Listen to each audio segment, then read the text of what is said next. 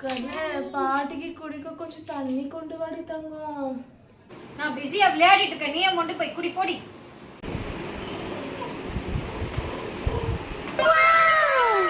Mummy பசிக்குது, Poovatha mummy. இப்போ சாப்பாடு கொடுக்க முடியாது, போ போய் விளையாட போடி.